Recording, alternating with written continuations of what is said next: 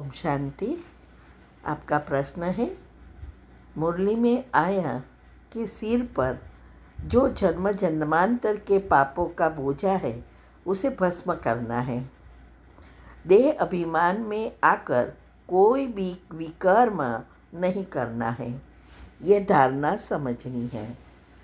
उत्तर है, शिव बाबा हमें समझा रहे हैं कि हम जो भगवान के बच्चे बने हैं उसका लक्ष्य है श्री कृष्ण के साथ पहले जन्म में जाना या उसके घराने में आने का।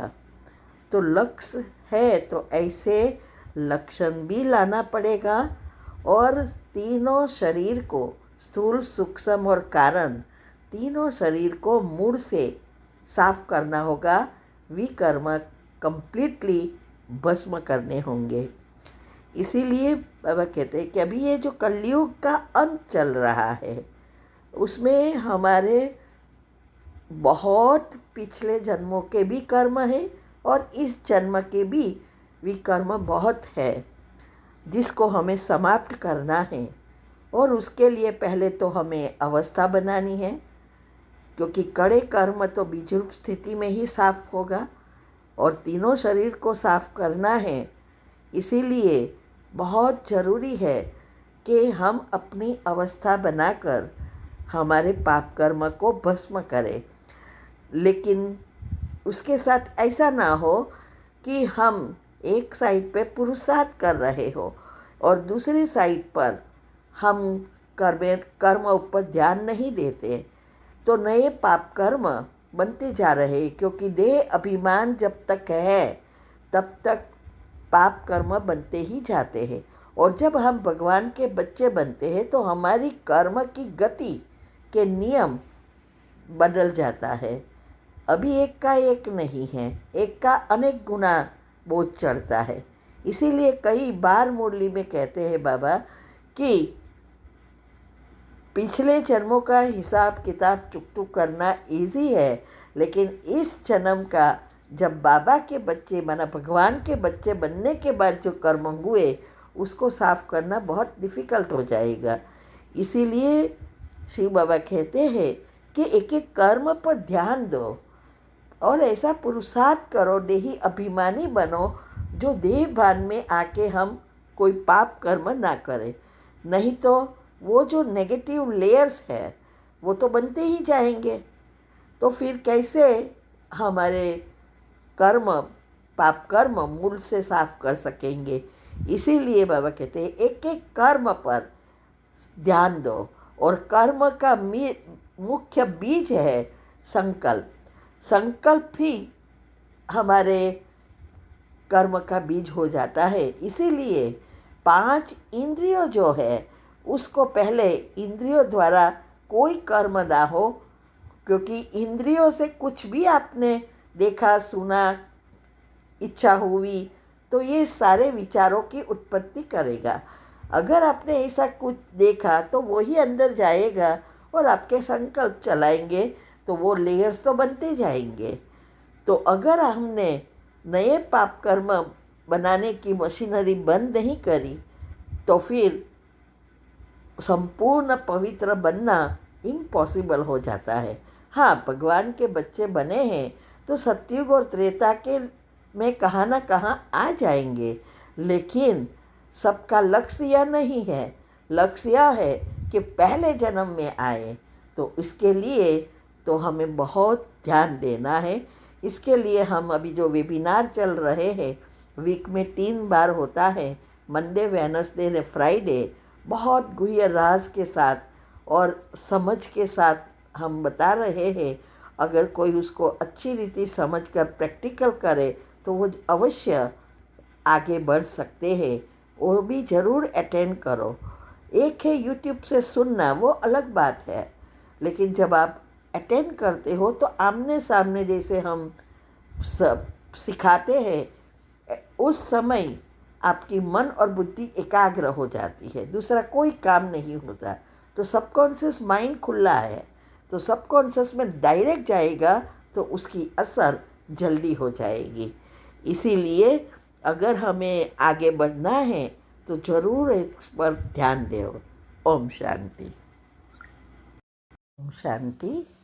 आपका प्रश्न है, ऐसे शुभ चिंतक बनो जो आपकी किरणें विश्व को रोशन करती रहे। ये स्लोगन समझना है। उत्तर है, शुभ चिंतक बनना अर्थात पॉजिटिव बनना। लेकिन उसमें भी नंबरवार है ना, सब एक समान नहीं होते। तो शिव बाबा कहते हैं ऐसे शुभ चिंतक अर्थात निरंतर हमारे अंदर से पॉजिटिव वाइब्रेशंस विश्व में फैले। तो जब हम पुरुषार्थ की सही विधि अपनाते हैं, मन पॉजिटिव बनता है, तो हमारे चक्र के लेयर्स पॉजिटिव बन जाते हैं, तो नेचुरल पॉजिटिविटी होती जाती है। तो इससे हमारे जो ओरा है, हमारे अंदर से जो वाइब्रेशंस निकलते रहते हैं, वो परमात्मा के साथ जुड़ जाते हैं और सारे विश्व तक नेचुरली फैलते रहते हैं। जैसे बल्ब है तो 0 का भी होता है, 10 का होता है, 50 का होता है, 100, 200 और फ्लड लाइट। तो 10 वाला जो है 10 जितना ही थोड़े ही प्रकाश देगा, 50 वाला इसके साथ जास्ती, लेकिन जो 1000 वाला है या फ्लड लाइट है वो तो दूर दूर तक निरंतर देता रहता है, एकदम लाइट देता है। तो ऐसे ही हमारी आत्मा के साथ है। हर एक आत्मा के पास शक्तियाँ है, लेकिन कितना उसको प्रैक्टिकल में बाहर लाए हैं, उस अनुसार हमारा प्रकाश दुनिया में फैलेगा। इसीलिए बाबा कहते हैं कि हमें जो पहले जन्म में आने वाली जो आत्माएं हैं उसकी पॉजिटिविटी इतनी होगी जो नेचुरली सारे विश्व को रोशन करेगी। हाँ, जैसे लक्ष्मी नारायण हैं। अभी लक्ष्मी नारायण मना राधे कृष्ण, ये दो आत्माओं की यादगार देखो। पीपल का पत्ता मना पीपल का वृक्ष और तुलसी, ये दो झाड़ ऐसे हैं, वृक्ष ऐसे हैं जो 24 घंटा ऑक्सीजन छोड़ता है और इसके लिए वो पूजे जाते हैं। हर एक झाड़ नहीं पूजते, लेकिन वो पूजे जाते हैं। तो ये 24 घंटा ऑक्सीजन देने का अर्थ ही यह है कि ये आत्माएं शुरुआत से लेकर अंत तक सबके लिए सेवा ही करती रहती है, सकाहस देती रहती है। ऐसी उसकी आत्मा है। इसीलिए हमें भी ऐसे उसके साथ जाना है तो ऐसा बनना पड़ेगा। ठीक है। ओम शांति। ओम शांति। ये लाइव ऑनलाइन वेबिनार हम करा रहे हैं। बहुत स्पेशल टॉपिक्स है, गहरे राज और हेल्थ के हैं। वीक में 3 बार, Monday, Wednesday and Friday, India के टाइम अनुसार 8 से 9 रात को, और फिर प्रश्न उत्तर।